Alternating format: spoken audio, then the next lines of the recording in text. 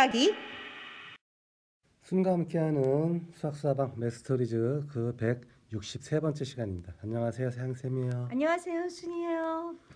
자, 지난 시간에 우리는 네. 원의 기본형 x제곱 더하기 y제곱은 r제곱 위의 한 점 네. x1, y1에서 이 원에 접하는 접선의 방정식 찾는 방법을 좀 살펴봤었어요. 당연히 그려보면 바로 알 수 있는 내용이 뭐냐면 이 원 위에 한 점 준 거고 그 점에서 접선이니까 당연히 그런 접선은 몇 개? 한 개밖에 없는 겁니다. 실제로 지난 시간에 구해본 결과도 한 개의 방정식만 얻었었죠. 네. 그죠? 그럼 이번에는 x제곱 더하기 y제곱은 r제곱이라는 원에 접하면서 기울기가 m인 그러한 접선의 방정식을 직선의 방정식 여기 접한다는 말이 있으니까 직선의 방정식을 구해주세요라고 문제가 나오면 어떨까요? 당연히 그런 기울기가 동일한 접선은 하나다. 두 개다. 그렇죠. 그렇죠. 이렇게 해서 항상 두 개씩 존재할 거다라는 걸 알 수 있는 거죠. 그러면 그런 직선의 방정식을 찾아주세요라고 요구하면 역시 선택할 수 있는 전략지는 두 가지. 기울기가 주어져 있으니까 직선의 방정식을 mx 더하기 n 이 정도로 주면 되겠죠. 근데 두 개만 나오나요? 네 개 아닌가요? 그러면 같은 기울기요. 죄송합니다. 네 개를 아마 이거 네. 생각한 건데 이건 수직이죠. 죄송합니다. 자, 네. 그러면 이러한 꼴에서 이제 m은 주어진 거니까 나는 n 값만 찾으면 끝나는 거예요. 그러면 첫 번째 연립방정식이 중근 가진다를 이용할 생각이라면 y 대신에 대입해 주면 되겠죠. 그렇죠. 그럼 x의 제곱 더하기 mx 더하기 n 전체의 제곱은 r제곱. 그래서 x의 제곱 m제곱 x의 제곱 2배 mn의 x 더하기 n제곱 빼기 r제곱은 제로. 그러면 m제곱 더하기 1의 x의 제곱 더하기 2배 mn의 x 더하기 n제곱 빼기 r제곱은 제로. 이것이 중근을 가져야 되니까 판별식이 0 나와야 되죠. 역시 짝수니까 다행. 그렇죠. mn 제곱 빼기 ac니까 m제곱 더하기 1 n제곱 빼기 r제곱이 0 돼야 되는 거예요. 그러면은 m제곱 n제곱 빼기 전개해주면 m제곱 n제곱 빼기 m제곱 r제곱 더하기 n제곱 빼기 r제곱 풀어주면 m제곱 빼기 n제곱은 빼니까 사라질 거고 빼기 빼기니까 m제곱에 r제곱 그 다음에 더 빼기 n제곱 더하기 r제곱은 제로. 자, 잊으면 안 되는 거 내가 구할 건 n. 그래서 n제곱은 r제곱으로 묶어버리면 m제곱 더하기 1 이렇게 되겠죠. 그렇죠. 따라서 n은 두 개 플러스 또는 마이너스 r 루트에 m제곱 더하기 1 이게 되는 거니까 이것을 처음 요 방정식에 대입해주면 결국 접선의 방정식은 y는 mx 플러스 또는 마이너스 r 루트에 m제곱 더하기 1 그래서 반지름도 주어진 거 m도 주어진 거 그러니까 직선의 방정식이 완성이 된 거예요. 요게 첫 번째 전략이라면 두 번째로 취할 수 있는 전략은 지난번에 살펴봤던 것처럼 점 중심에서 직선까지 떨어진 거리를 이용해도 되겠죠. 원점이 중심이고 이 직선의 방정식을 일반형으로 고쳐보면 mx 빼기 y 더하기 n 이퀄 제로. 그러면 중심에서 직선까지 떨어진 거리는 루트에 m제곱 더하기 1분의 절대값의 빵빵 n. 이것이 반지름 r. 따라서 n의 절대값이 r 루트 m제곱 플러스 1. 절대값이 얘랑 같은 거니까 결국 n값은 플러스 또는 마이너스 r 루트 m제곱 플러스 1. 끝났죠? 그래서 대입해서 아까처럼 마찬가지로 이러한 접선의 방정식을 끌어낼 수가 있는 거죠. 그러네요. 그래서 이 경우도 사실 보니까 이 거리를 이용하는 것이 조금 더 훨씬 단순해요. 간단하다는 걸 알 수 있죠. 그래서 이제 원 위에 한 점이 주어졌을 때 접선 찾기 혹은 기울기가 주어졌을 때 접선 찾기. 접선 찾기 뭐 이런 두 가지를 살펴봤어요. 기울기가 일정하게 주어져 있을 때 접선의 방정식 찾는 걸 살펴봤고요. 다음으로 지난번에 이야기했던 원의 방정식의 기본형에서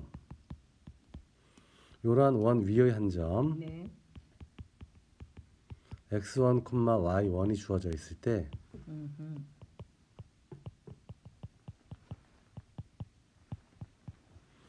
이 점에서 원에 접하는 네. 접선의 방정식 찾는 거 기억나죠? 네. 이 원 위에 한 점, 그림을 너무 대충 그리네. 요 점에서의 접하는 접선 네. 방정식이 요 방정식에서 x제곱이니까 x 두 개, y제곱이니까 y 두 개 해놓고 이렇게 일일 붙이면 이게 이제 접선의 방정식이 됐었던 것 기억할 거예요. 네. 그러면 이제 이걸 좀 더 일반화 시켜가지고 중심이 이렇게 옮겨져 있을 때 이러한 원 위에서 역시 한 점 x1, y1이 주어지는 경우 요 점에서의 접선의 방정식은 어떻게 될까? 결과적으로 사실 얘랑 똑같이 네. x 빼기 a 두 개, 그렇죠. y 빼기 b 두 네. 개는 r 제곱. 해서 여기 x1, 여기 y1. 똑같이. 예, 이렇게 붙여서 만들 수 있으면 참 좋겠죠. 그렇죠. 그러면 따로 기억할 필요 없이 동일한 식으로 생각을 해주면 되니까요. 네. 그래서 과연 그런지 한번 유도를 좀 해보죠. A, B라는 점이 주어져 있을 거고요. 이 점을 중심으로 하고 반지름이 R인 이런 원이 하나 있을 때 이 원 위에 한 점 x1, y1에서 이 원에 접하는 이런 접선 방정식 찾는 거잖아요. 네. 지난번이랑 똑같이 유도를 해주면 되죠. 이 직선의 임의의 점을 x, y라고 했을 때 두 점 x 이 점에서의 x 값과 y 값 사이의 관계를 찾아주면 되는 거잖아요. 그렇죠. 그러면 이 직선의 기울기가 x1 빼기 a분의 y1 빼기 b가 되고 이 직선의 기울기가 x 빼기 x1분의 y 빼기 y1이 되니까 수직이잖아요. 그렇죠. 수직이니까 곱이 마이너스 기울기 길이의 곱이.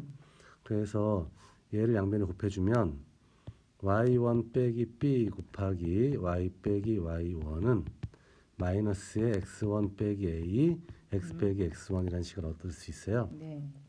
양변에 요놈을 더해주면 x1 빼기 a 곱하기 x 빼기 x1은 더하기 y1 빼기 b, y 빼기 y1은 제로. 이런 식으로 얻게 되네요. 이게 아까 우리가 기대했던 거하고 요식하고 같아져야 되겠죠. 같지가 않죠? 좀 다르죠? 다르네요. 예. 그래서 이럴 때는 뭘 생각해 봐야 되냐면 동일한 과정으로 유도했는데 얘하고 다른 꼴이 나오는 게 더 이상하잖아요. 그렇죠. 그러니까 정말로 다른 걸까 하는 생각을 좀 해봐야 돼요. 아. 처음에 조건이 뭐였냐면 요 점이 이 원 위의 점이었단 말이에요. 그렇죠. 그 이야기는 여기 xy 대신에 x1, y1을 대입하면 식이 성립한다는 얘기잖아요. 네. 그러니까 여기 x1, y1 대입했을 때 식이 성립하는 거죠. 네. 그러면 우린 두 개의 등식을 얻었는데 이 식하고 이 식이에요. 그렇죠. 그럼 둘 다 성립하는 등식이니까 좌변끼리 더한 것은 우변끼리 더한 거하고 어때야 돼요? 같아야죠. 예, 그래서 우변끼리 더하는 건 간단하니까 먼저 쓸게요. r제곱 더하기 0이니까 그냥 r제곱일 거고 좌변끼리 더하는 것이 x1 빼기 a의 제곱 더하기 이 부분을 먼저 써주면 x1 마이너스 a의 x 빼기 x1이고요. 네. 그 다음에 이 부분 y1 마이너스 b의 제곱 더하기 y1 빼기 b, y 빼기 y1 이렇게 되겠어요. 네. 자, 근데 x1 빼기 a가 여기 똑같이 공통인수예요. 예, 그러네요. 예, 그럼 묶어낼 수 있겠죠? 묶어주면 앞에는 x1 빼기 a가 하나 남고요. 네. 뒤쪽에는 얘가 나갔으니까 x 빼기 x1이 남게 네. 돼요. 그럼 x1하고 x1은 빼져서 사라지게 되고 x 빼기 a만 남게 되는 거죠. 그렇군요. 뒤쪽에 y 부분도 똑같이 정리가 되기 때문에 y1 빼기 b에 y 빼기 b b가 되는. 그래서 우변은 r제곱. 네. 자, 그럼 아까 우리가 처음 했던 상상했던 요식하고 요식은 어때요? 같습니다. 네, 똑같죠. 그러니까 본질적으로 이 둘이 같을 수밖에 없다라는 거죠. 그래서 이제 앞으로는 기본형 위에서 한 점을 주건 표준형 위에서 한 점을 주건 접선의 방정식을 구하는 방법은 똑같다. 예, 사실 동일하다라는 식으로 이야기할 수 있는 거죠. 뭐 이것 이외에도 다양한 형태의 접선에 대한 이야기들 할 수가 있을 것 같아요. 네. 뭐 예를 들자면 x의 제곱 더하기 y의 제곱은 4. 그럼 이것은 원점을 중심으로 하고 반지름이 2인 이런 원이 되겠죠. 네. 이런 원 외부의 한 점, 예를 들면 여기 있는 점 뭐 4,3. 그러면 요 점의 좌표가 4, 요 점의 좌표가 3. 그래서 당연히 두 개의 접선을 그을 수 있거든요. 그렇죠. 그랬을 때 요 점에서 이것은 이제 원 외부의 점입니다. 바깥에 있는 점 4,3에서 그은 접선의 방정식을 찾아주세요 라고 똑같이 요구할 수도 있겠죠. 그럼 당연히 원 외부에서 그은 접선이니까 먼저 그림을 통해서 아 그러한 접선은 몇 개가 있을 거야? 두 개가 예, 있을 두 거다. 개가 있을 거야 라고 예측할 수 있고 그러면 이러한 두 접선의 방정식을 어떻게 구할 것인가 하는 게 이제 남아있는 문제겠죠. 네. 그럼 첫 번째로 생각할 수 있는 전략은 요 접점의 좌표를 모르지만 x1, y1이라고 한번 더 보면 어떨까 하는 거죠. 네. 그러면 요 점에서 접하는 접선의 방정식은 x1, x 더하기 y1, y는 4가 된다는 걸 우리는 알고 있잖아요. 네. 그 다음에 이 직선이 4,3도 지나야 되거든요. 그렇죠. 그럼 x의 4, y의 3을 대입했듯이 성립해야 해야죠. 되는 거니까 4x1 더하기 3y1은 4가 성립한다는 걸 네. 얻을 수 있어요. 또한 x1, y1은 이 원위의 점이기 때문에 x1의 제곱 더하기 y1의 제곱은 4를 만족해야 되겠죠. 그렇죠. 그러면 요 식에서 y1에 대해서 정리해주면 3y1은 4 빼기 4x1이 되고요. 네. 따라서 y1은 3분의 4 빼기 4x1이 될 것이고 이것을 여기 y1 대신에 대입해주면 이것은 x1에 관한 2차 방정식이 나오죠. 그렇죠. 그 2차 방정식을 풀어서 두 근을 찾으면 하나는 여 점일 것이고 다른 하나가 이 점일 거예요. 그러면 나머지 y1 값도 x1을 통해서 이 식에서 구할 수 있겠죠. 네. 그럼 접점의 좌표가 나왔다는 이야기는 이 방정식이 완성이 됐다는 이야기니까 그렇죠. 접선의 방정식을 이미 구한 구하는 거예요. 거구나. 그 이 방정식만 풀어주면 되는 거죠. 아, 그러면 구하고 난 다음에 이 방정식까지 다 푸는 걸 보여줘야 되나요? 아니요 여기까지 풀고 물론 실제로 문제를 풀 때는 연립 방정식 풀어줘야죠. 그래서 x1의 제곱 더하기 3분의 4 빼기 4x1의 제곱은 4. 그러면 양변에 9를 곱해주면 3의 제곱은 9니까요. 9의 x1의 제곱 더하기 4 제곱해서 묶어내면 4, 4, 16의 1 빼기 x1의 제곱은 9 곱했으니까 36 이렇게 되겠죠. 이거 전개해주면 x1의 제곱 빼기 2x1 더하기 1이 될 것이고 16x1 제곱 9x1 제곱 더하면 25의 x1의 제곱 마이너스 32x1 더하기 16 빼기 36이면 마이너스 20은 제로. 예, 이걸 풀면 돼요. 그렇군요. 근데 제가 안 풀 거예요. 왜냐하면 풀어주세요. 어디서 이쁜 척이에요?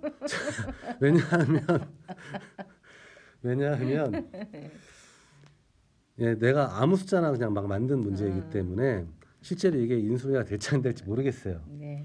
인수분해가 안 되면 그냥 오시고 나서 풀어야 되고 그럼 너무 복잡해져요. 너무 길어지니까. 예, 예. 확인은 여러분이. 예, 예.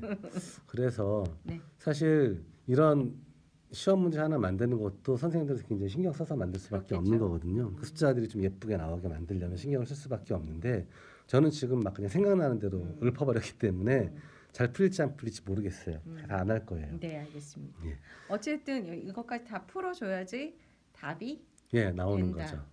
그래서 이것이 하나의 첫 번째 전략이 될 수 있는 거고요. 접선의 방정식 보여줘라. 그러면 이것까지 다 풀어낸 답이 정답이 되는 거죠. 그렇죠. 그래서 x1, y1을 다 구해서 여기 대입해줘서 이러이러해서? 접선의 방정식 두 개를 다 구해줘야지만 그렇죠. 정답이 되는 거예요. 그렇군요. 예. 알겠습니다. 또 다른 방법으로는 아까처럼 이 점을 설정하고 원점에서 이점까지 지나는 직선의 길기는 x1분의 y1이 될 것이고 네. 요 직선의 길기는 x1 빼기 4분의 y1 빼기 3이 되겠죠. 그렇겠죠. 4,3하고 x1 y1이니까 곱이 얼마? 마이너스 마이너스 1. 요 식하고 요 식을 연립해도 되겠죠. 결과적으로 사실 근데 같은 식이 나와요. 그래서 어떠한 전략을 취하든 결과는 같다. 동일할 거야. 네. 아니면 세 번째 전략으로는 한 점은 아닐까요? 그러면 y 빼기 3은 기울기의 x 빼기 4. 요게 이제 4,3을 지나는 직선이잖아요. 그러면 이 직선하고 이 원이 접하길 바라니까 저거랑 같이. 예, 연립해서 풀었을 때 중근이 나오게 m 값을 결정을 해도 되고 그래도 되고. 예, 아니면 이 원의 중심이 원점이니까 원점에서부터 이 직선까지 떨어진 거리가 반지름 2랑 같아지게 m 값을 결정해줘도 되고요. 그렇군요. 그러니까 전략은 굉장히 다양할 수 있어요. 근데 그게 지난 시간까지 그리고 이번 시간 앞에서 우리가 했던 이야기에서 벗어나는 이야기들은 아니다. 예, 아니에요. 다 똑같은 이야기 하는 거니까. 그래서 근본적인 원리만 이해하고 있으면 전략을 만드는 것까지 이제 사실 여러분들 몫이 되는 거죠. 그렇죠. 문제를 풀고자 하는 사람이 어떤 전략을 취할 거냐는 결정하면 되는 거니까요. 여러분 풀어주세요. 자, 그래서 오늘은 원의 접선의 방정식에 대해서 이것저것 지난 시간에 하지 않았던 이야기들까지 같이 네. 한번 알아봤어요. 뭐 이런 전형적인 문제만 나오는 것은 아니고 네. 뭐 물론 더 다양한 형태로 변형될 수도 있다. 예, 있을 겁니다. 네. 그래서 다양한 문제들을 풀어보는 건 여러분들 몫으로 좀 남기고요. 오늘 여기까지 하도록 할게요. 안녕. 안녕.